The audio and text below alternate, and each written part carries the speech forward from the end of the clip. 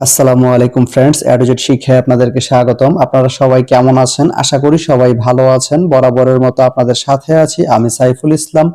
চলে এসেছি নতুন একটি ভিডিও নিয়ে।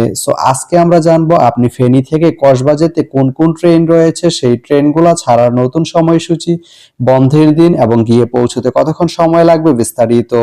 তো আমি যদি আপনাদেরকে ট্রেনের সময়সূচিগুলো বলে দেই, আপনি ফেনী থেকে কক্সবাজারে প্রথমে যে ট্রেনটি রয়েছে সেটি হচ্ছে চট্টলা। চট্টলা ট্রেনটি ফেনী থেকে ছাড়ে সকাল 7:31 এবং এটি কসবা গিয়ে পৌঁছবে সকাল 9:25। শুক্রবারের দিন এই ট্রেনটি বন্ধ থাকে। এরপরে রয়েছে পাহাড়িকা। পাহাড়িকা ট্রেনটি ফেনী থেকে ছাড়বে সকাল 9:16 এবং এটি কসবা গিয়ে পৌঁছবে সকাল 10:58। সোমবারের দিন এই ট্রেনটি বন্ধ থাকে। এরপরে রয়েছে কর্ণফুলী। কর্ণফুলী ট্রেনটি ফেনী থেকে ছাড়বে সকাল 11:31 এবং এটি কসবা গিয়ে পৌঁছবে দুপুর 1:52। এই ট্রেনটির কোনো অফ ডে নেই। এরপরে রয়েছে মহানগর এক্সপ্রেস।